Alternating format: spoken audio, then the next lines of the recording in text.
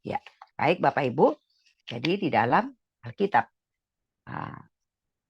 pengertian ataupun manfaat doa dan puasa itu ya ada dibagi tiga. Yang pertama di dalam perjanjian lama, ya dalam perjanjian lama itu ada tiga ya jenis doa dan puasa. Yang pertama yaitu puasa tahunan, ya puasa tahunan atau disebut juga itu hari raya pendamaian, ya dalam Alkitab kita buka Alkitab kita Imamat 16 ayat 29 sampai dengan 32, ya. Demikian firman Tuhan saya bacakan untuk kita semua. Inilah yang harus menjadi ketetapan untuk selama-lamanya bagi kamu, yakni pada bulan yang ketujuh, pada tanggal 10 bulan itu, kamu harus merendahkan diri dengan berpuasa, dan janganlah kamu melakukan sesuatu pekerjaan, baik orang Israel asli maupun orang asing yang tinggal di tengah-tengahmu, karena pada hari itu harus diadakan pendamaian bagimu untuk mentahirkan kamu. Kamu akan ditahirkan dari segala dosamu di hadapan Tuhan. Hari itu harus menjadi sabat, hari perhentian penuh bagimu, dan kamu harus merendahkan diri dengan berpuasa. Itulah suatu ketetapan untuk selama-lamanya. Ya. Dan pendamaian harus diadakan oleh imam yang telah diurapi dan telah ditahbiskan untuk memegang jabatan imam, menggantikan ayahnya. Ia harus mengenakan pakaian lenan, yakni pakaian kudus. Ya, Bapak Ibu, rupanya kalau zaman dahulu itu kalau berpuasa itu, ya ataupun puasa itu doa dan puasa adalah suatu bentuk merendahkan diri di hadapan Tuhan, ya mengaku bahwa kita ini tidak ada apa-apanya di hadapan Tuhan. Dikatakan hari pendamaian, ya itu yang dilakukan oleh bangsa Israel, ya itu yang disampaikan Tuhan kepada Musa dan itu mereka ikuti, itu mereka lakukan, ya mereka tidak boleh bekerja, mereka benar-benar fokus kepada Tuhan ketika mereka berdoa dan berpuasa, ya itu menurut perjanjian lama, itu yang pertama.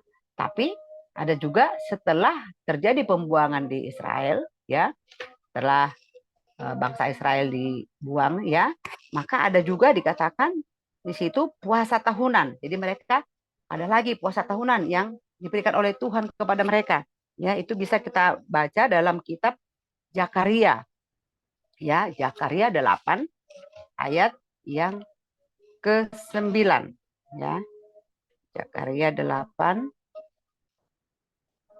ayat yang ke-9.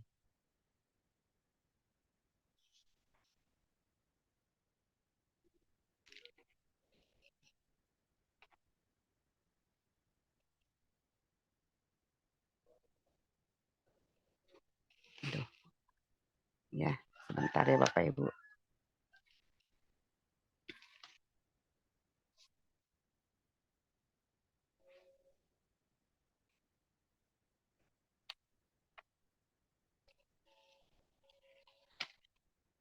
Pak Surbakti bisa bantu saya. Zakaria 8 ayat yang ke-9. Sobat saya, Ya, Zakaria 8 ayat 9. ya, Beginilah firman Tuhan semesta alam. Kuatkanlah hatimu, hai orang-orang yang selama ini telah mendengar firman ini, yang diucapkan para nabi sejak dasar rumah Tuhan semesta alam letakkan untuk mendirikan bait suci itu. maaf Pak, ayat 19 rupanya. Ayat Um, 19. Terus Zakaria ya, 8 ayat 19, ya sorry. oke, ayat 19 ya. Beginilah firman Tuhan semesta alam, waktu puasa dalam bulan yang keempat, dan Ya, bulan yang kelima, dan bulan yang ketujuh, dan dalam bulan yang ke-10 akan ya, menjadi kegirangan dan sukacita dan menjadi waktu-waktu perayaan yang mengembirakan bagi kaum Yehuda. Maka cintailah kebenaran dan damai, ya. keselamatan bagi bangsa-bangsa. Ya. Ya, amin. Sampai situ aja, Pak ya. Ya, beginilah firman Tuhan semesta alam. Waktu puasa dalam bulan yang keempat, dalam bulan yang kelima, dalam bulan yang ketujuh, dan dalam bulan yang ke-10 akan menjadi kegerangan dan sukacita dan menjadi waktu-waktu perayaan yang mengembirakan bagi kaum Yehuda. Maka cintailah kebenaran dan damai ya. Jadi mereka berpuasa karena rindu, karena cinta kedamaian, cinta uh, kebenaran ya, seperti itu Bapak Ibu ya. Jadi uh, karena mereka waktu itu sempat dibuang ya. Nah, akhirnya mereka disuruh berpuasa dan mereka bersuka cita karena masa itu sudah selesai gitu ya. Nah, itu yang kedua. Dan kemudian yang ketiga, doa dan puasa di dalam perjanjian lama juga itu ya, itu sesuaikan dengan kebutuhan ya. Banyak tokoh-tokoh Alkitab ya yang uh, mengadakan puasa ya sesuai dengan kebutuhan mereka. Ya, yang pertama ada dikatakan puasa secara individu ya, secara pribadi. Ya, terus ada juga puasa secara corporate ataupun bersama-sama. Ya. Nah, ada juga puasa secara ekspresi, ekspresi karena kesedihan. Ya, itu mungkin bisa kita ingat bagaimana kisah Esther ya. Esther ketika Esther berjuang untuk mempertahankan bangsanya karena bangsanya mau dibinasakan ya, mereka berekspresi sedih ya, agar jangan sampai dimusnahkan seperti itu ya. Nah, kemudian yang ketiga ada juga ekspresi penyesalan ya, itu penyesalan seperti Yunus.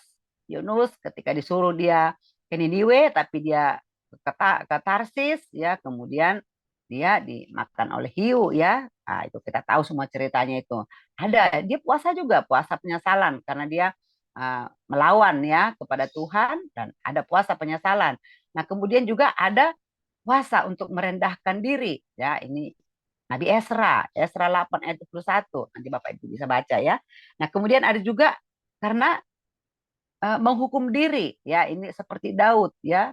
Daud menyesal ya di Mazmur 69 ayat 11, dia menyesal, dia menghukum diri dengan berpuasa, menandakan bahwa dia menyesal, bahwa dia sungguh-sungguh mengaku di hadapan Tuhan berdosa, minta ampun ya, seperti itu.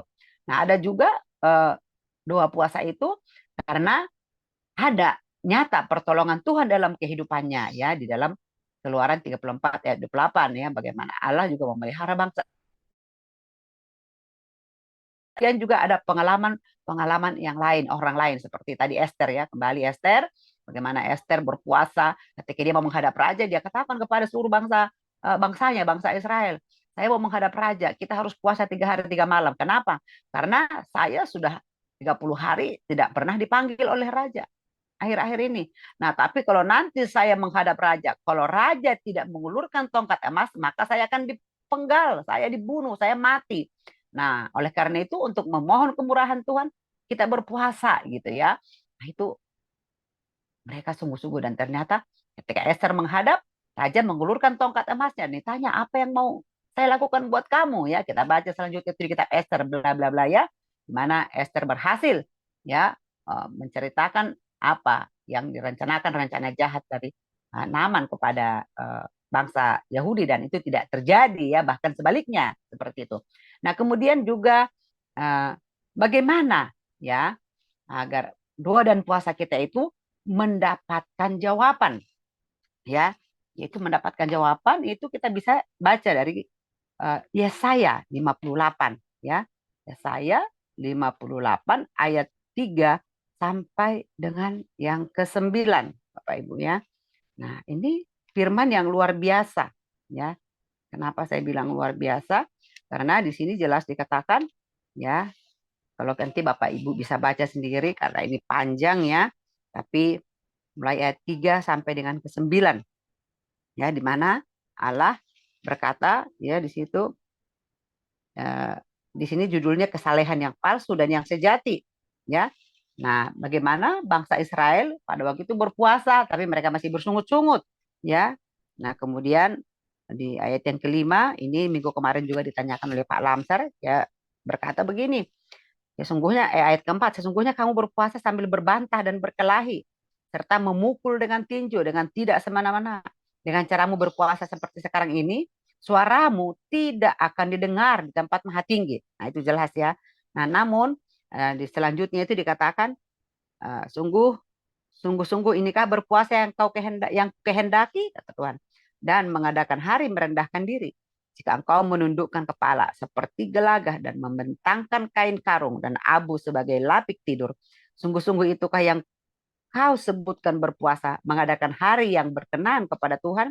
Yang keenam, bukan berpuasa yang ku kehendaki, ialah supaya engkau membuka belenggu-belenggu kelaliman dan melepaskan tali-tali kuk, supaya engkau memerdekakan orang yang teraniaya dan mematahkan setiap kuk. Yang ketujuh, supaya engkau memecah-mecah rotimu bagi orang yang lapar dan membawa ke rumahmu orang miskin yang tak punya rumah.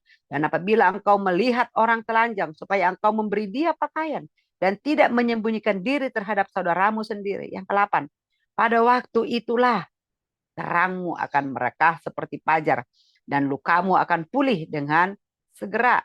Kebenaran menjadi barisan depanmu dan kemuliaan Tuhan menjadi barisan belakangmu. Pada waktu itulah engkau akan memanggil Tuhan. Engkau akan memanggil dan Tuhan akan menjawab. Engkau akan berteriak minta tolong dan ia berkata, ini aku. Apabila engkau tidak lagi mengenakan kuk kepada sesamamu dan tidak lagi menunjuk-nunjuk orang dengan jari dan menfitnah, ya. Jadi itu doa yang dijawab Tuhan itu apa? Itu tadi. Ya, kita keluar dari kesombongan, keluar dari keangkuhan, kelaliman, melepaskan belenggu, ya. Kalau berpuasa kita mempertahankan Tuhan, pokoknya saya begini, saya berpuasa tapi pokoknya begini. Nah, itu nggak ada, nggak bakal dijawab, ya. Itu jelas dikatakan, ya. Jadi kita kalau berpuasa dan berdoa itu memang kita harus benar-benar rela lepaskan semua. Saya mau masuk dalam rencana Tuhan, Tuhan bekerja seluas-luasnya, maka Tuhan menjawab. Dan tadi jelas juga dikatakan kita harus peduli sama orang lain, kita harus jadi terang, ya. Kita membawa orang ke rumah kalau orang nggak punya rumah, ya. Nah, seperti itu tadi jelas, ya. Ya, saya 58. Nanti kita bisa baca sendiri lagi rumah. Nah, itu yang menurut perjanjian lama. Nah, kemudian bagaimana doa puasa itu di dalam perjanjian baru, ya. Ada dua jenis, ya, tentang doa puasa menurut perjanjian baru, ya, yaitu kita bisa baca dalam Matius 6 ayat 16 sampai dengan 18, ya. Matius 6 ayat 16 sampai dengan 18, ya. Demikian firman Tuhan dengan judul perikop hal berpuasa, ya. Dan apabila kamu berpuasa, janganlah muram mukamu seperti orang munafik. Mereka mengubah air mukanya supaya orang melihat bahwa mereka sedang berpuasa. Aku berkata kepadamu, sesungguhnya mereka sudah mendapat upahnya, ya. Yang 17, tetapi apabila engkau berpuasa, minyakilah kepalamu dan cucilah mukamu, supaya jangan dilihat oleh orang bahwa engkau sedang berpuasa, melainkan hanya oleh Bapamu yang ada di tempat tersembunyi. Maka Bapamu yang melihat yang tersembunyi akan membalasnya kepadamu, ya. Luar biasa. Jadi dalam perjanjian baru, ya, Injil mengajarkan kepada kita kalau kita berpuasa jangan muka kita berubah sok muram, sok ini gitu kan, biar munafik namanya, ya. Biar lihat orang, iya dia lagi puasa. Jadi orang agak menjauh gitu kan. Jelas Alkitab katakan. Jangan berubah dan kemudian dikatakan tapi justru minyaki kepala, muka kita sukacita. Kita tetap bisa menggambarkan, bisa memancarkan kasih Tuhan walaupun kita sedang berpuasa. Nah, kemudian juga dikatakan tidak pamer, ya. Itu tidak pamer yang 18 itu kan. Nah, tapi cukuplah hanya Bapa yang di surga yang tahu. Kalau kita sedang berpuasa, kita sedang merendahkan diri di hadapan Bapa. Itu yang pertama. Kemudian juga yang kedua, di dalam Matius 4 ayat 2, ya. Matius 4 yang kedua, ayat yang kedua, di situ, ya, Yesus sudah memberikan teladan kepada kita, ya. Bagaimana Yesus berpuasa 40 hari, 40 malam, ya. Saya bacakan ayat yang kedua, dan setelah berpuasa 40 hari dan 40 malam, akhirnya laparlah Yesus, ya. Bapak Ibu, Allah kita luar biasa, Yesus kita luar biasa, ya. Dia berpuasa 40 hari 40 malam. Untuk siapa? Untuk keselamatan umat manusia, agar dia dimampukan ya melewati ataupun melakukan tugas yang diberikan oleh Bapa kepada dia selama dia di bumi ini, dan dia menyelesaikan dengan tuntas. Dan itulah yang membuat kita bisa ada pada pagi hari ini, boleh bersama-sama dalam Zoom meeting ini memuji menyembah Tuhan kita yang luar biasa itu. Nah, itu menurut perjanjian baru, ya. Nah, kemudian bagaimana dengan gereja mula-mula ataupun Kristen mula-mula? Bagaimana dengan doa dan puasa mereka? Ya, ada dua jenis, ya. Yang pertama, ketika Rasul Paulus menginjili ataupun memberitakan Injil, ya, para rasul berpuasa untuk pelayanan yang akan mereka lakukan. Jadi setiap mereka mau melakukan pelayanan, mereka berpuasa, berdoa dan berpuasa.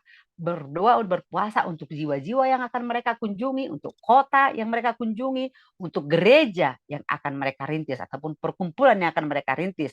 Dan juga untuk setiap anak-anak rohani mereka. Mereka itu selalu berdoa dan berpuasa. Dan kemudian yang kedua juga, secara khusus Rasul Paulus, ya, dia senantiasa berdoa dan berpuasa, ya, makanya dia disebut rasul. Dia benar-benar sungguh dipakai oleh Tuhan. Ya, di dalam Kisah Rasul 14 ayat 23, ya, demikian firman Tuhan berkata. Ini dengan perikop kembali ke Antioquia, ya. Nanti bisa dibaca Bapak Ibu dari awal sampai akhir, tapi saya baca 23 saja. Ya. Di tiap-tiap jemaat, rasul-rasul itu menetapkan penatua-penatua bagi jemaat itu. Dan setelah berdoa dan berpuasa, mereka menyerahkan penatua-penatua itu kepada Tuhan yang adalah sumber kepercayaan mereka, ya. Jadi zaman gereja mula-mula, setiap Rasul Paulus itu membuka perkumpulan ataupun gereja kalau bahasa sekarang, ya. Nah, mereka memilih penatua untuk ada yang di situ yang mengelola tentunya, ya. Nah, di dalam mereka memilih itu, dia dikatakan tadi berdoa dan berpuasa dulu. Setelah berdoa dan berpuasa baru diserahkan, ya, kepada Tuhan, ya, dikatakan tadi jelas, ya. Nah, seperti itu Bapak Ibu. Nah, jadi itulah bagaimana, ya, kita umat Kristen, ya, kita berdoa dan berpuasa di dalam iman kita, di dalam kepercayaan kita. Tadi ada beberapa tadi saya sudah sebutkan, ya. Menurut perjanjian lama ada, menurut perjanjian baru ada, dan juga menurut pengalaman rasul-rasul, yaitu gereja ataupun Kristen mula-mula, bagaimana mereka mengadakan doa dan puasa. Nah, intinya semuanya doa dan puasa itu baik, yaitu yang pertama ada keinginan, kerinduan untuk lebih dekat lagi kepada Tuhan, untuk lebih intim lagi kepada Tuhan. Jadi ada tujuannya, ya. Tidak saja hanya ya ikut-ikutan gitu, ya. Nah, jadi kemudian, ya, juga di sana ada sasaran, ya. Sasarannya apa? Seperti tadi, ya, Rasul Paulus kalau dia mau buka suatu uh, apa namanya? Perkumpulan atau gereja, ya, dia berdoa dan berpuasa dulu, baru menetapkan siapa di situ yang menjadi penatua. Nah, saya melihat juga Bapak Ibu, ya, di beberapa komunitas, ya, saya salut, ya, apalagi untuk orang-orang yang baru bertobat gitu, ya, baru kenal Kristus. Saya jujur kadang terkagum-kagum, mereka baru 2 tahun, 3 tahun, 5 tahun jadi orang Kristen, pengikut Kristus, tapi mereka sudah jadi pengajar Bapak Ibu. Saya kalau melihat itu saya sedih, saya malu, bener.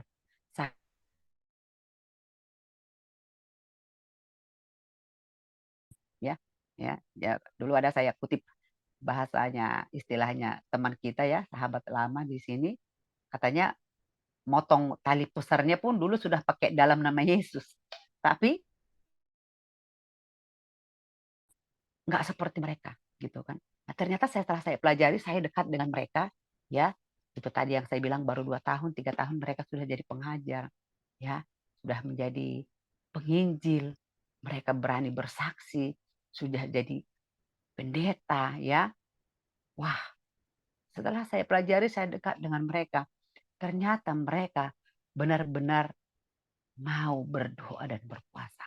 Ya, di situ saya salut banget ya. Saya nggak nyangka dan mereka itu bukan orang eh, biasa-biasa, maksudnya biasa-biasa itu yang bukan orang sibuk gitu ya. Mereka sibuk, ada yang pengusaha, ya, ada yang berprofesi sebagai dokter, ada sebagai pengacara, ada sebagai bisnismen, tapi mereka tekun gitu ya. Saya kalau ngeliat itu saya sedih, sedih, malu saya dengan diri saya sendiri gitu ya. Ya pantas gitu loh, pantas mereka begitu kenal Kristus, walaupun mereka mengenalnya setelah di usia katakan di atas 30 atau dewasa lah bahasanya ya. Tapi begitu mereka mengenal Tuhan, mereka langsung fokus, mereka benar-benar mengikuti ya aturan apa yang Alkitab ajarkan ya, sehingga mereka dipakai Tuhan luar biasa. Mereka bisa jadi pengajar, mereka bisa jadi gembala, mereka bisa menjadi ya tim dalam penginjilan. Nah, itu luar biasa. Bapak Ibu, hari-hari ini Tuhan mau ya kita juga dipakai Tuhan untuk memenangkan jiwa-jiwa, untuk menceritakan keselamatan yang sudah kita terima dari Tuhan. Karena itulah memang tujuannya Tuhan. Jangan ada satu orang pun yang binasa.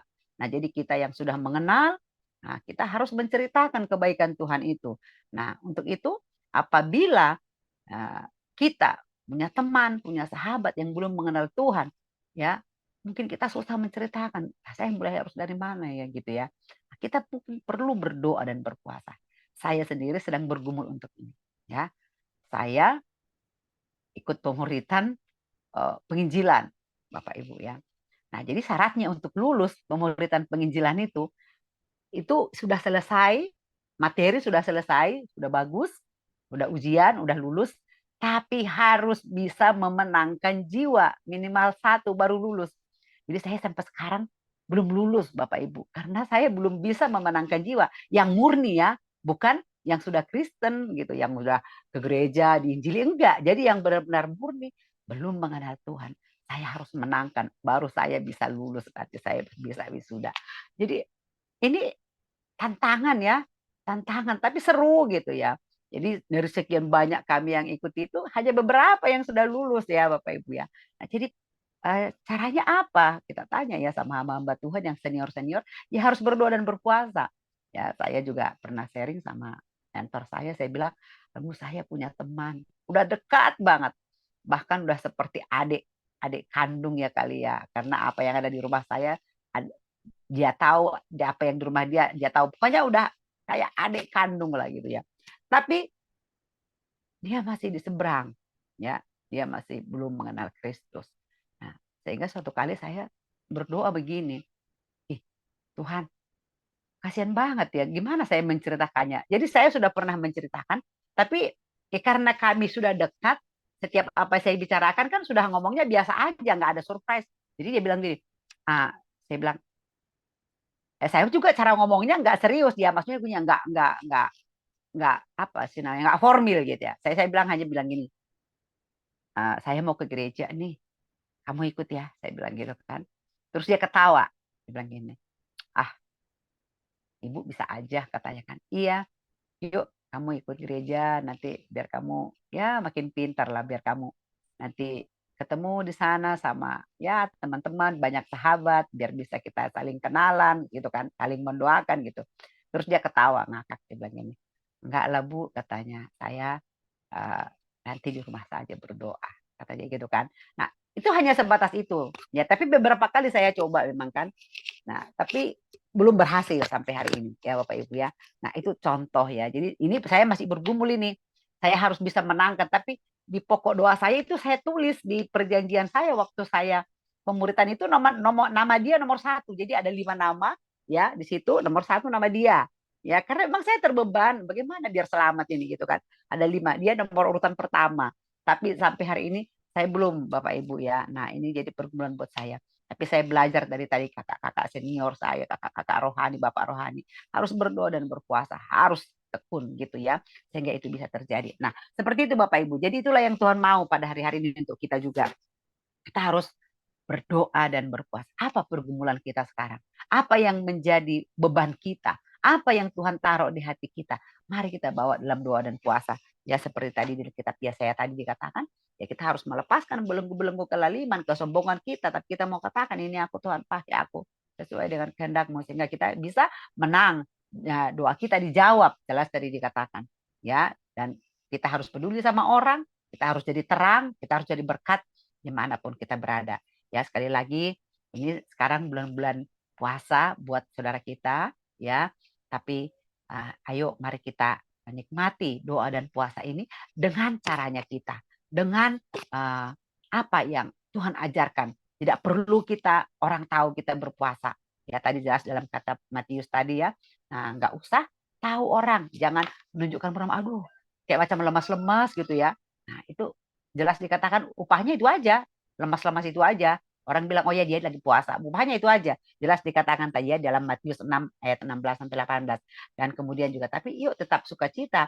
Dan juga jangan pamer. Cukup hanya Bapak yang tahu kalau kita berpuasa. Karena berpuasa itu adalah menunjukkan kerendahan hati kita kepada Tuhan. Benar-benar kita fokus, menyesal, menyerahkan diri. Ya, 100% kepada Tuhan. Oleh karena itu sekali lagi Bapak Ibu, kita sama-sama belajar, sama-sama mendoakan, saling mendoakan. Apa yang menjadi pergumulan kita, apa yang menjadi topik doa kita dukung bersama-sama di The Power of Love ini ya. Bersyukur buat hambanya yang selalu setia, masih setia melayani kita ya, menyediakan Zoom. Itu nggak mudah juga Bapak Ibu ya. Setiap jam sekian harus bangun dan menutup jam sekian gitu ya. Itu juga anugerah yang luar biasa ya. Kalau saya juga mungkin bisa sering bolos-bolos, sering bolong-bolong, terlambat ya, atau dan segala macam ya. Sekali lagi terima kasih buat pagi yang indah ini. Mari kita tetap semangat. Mari kita berdoa dan berpuasa, saling mendoakan, saling mendukung di dalam Kristus tentunya. Amin. Kita tundukkan kepala kita bersatu dalam doa. Terima kasih Tuhan buat pagi hari ini, buat firman-Mu yang luar biasa yang mengajarkan kami. Bagaimana kami Tuhan di dalam pengeringan mengikut Engkau, agar kami bisa melakukan tugas dan tanggung jawab, melakukan apa yang Tuhan mau, Tuhan rencanakan dalam kehidupan kami, agar kami Tuhan bisa datang kepadamu untuk lebih lagi berdoa dan berpuasa. Kami bisa mendengarkan suara Tuhan, kami bisa datang kepada Tuhan, dan kami bisa menahan diri dari segala hawa nafsu kami, dari segala keinginan daging kami. Tapi mau benar-benar sungguh merendahkan hati di hadapan Tuhan. Dan kami membawa hidup kami, menyerahkan seluruh hati, roh, dan jiwa kami. Sehingga Roh Kudus bekerja, sehingga Allah berkarya di dalam kehidupan kami. Ini hidup kami Tuhan, ini hati kami. Kami rindu Bapa menjadi berkat buat orang lain. Kami rindu juga Tuhan memenangkan orang-orang di sekitar kami Tuhan. Kami rindu Tuhan agar kami berdampak buat orang di sekitar kami. Terima kasih Tuhan buat The Power of Love. Terima kasih buat seluruh partisipan yang sudah juga tergabung pada pagi hari ini. Tuhan, hamba-Mu sudah selesai berkata-kata, tapi biarlah Roh Kudus-Mu yang meteraikan ataupun yang menguraikan dalam hati mereka, sehingga kami bisa mengerti apa itu doa, apa itu puasa, apa manfaatnya dalam kehidupan kami sebagai pengikut Kristus, sebagaimana Yesus sudah melakukan. Yesus sendiri berpuasa 40 hari 40 malam. Itulah yang membuat dia kuat, dia bisa menyelesaikan tugas yang Bapa berikan di dalam kehidupannya selama dia melayani di muka bumi ini untuk keselamatan kami, untuk kami bisa ikut di dalam kemenangan, di dalam sorga yang Tuhan sudah janjikan bagi setiap kami.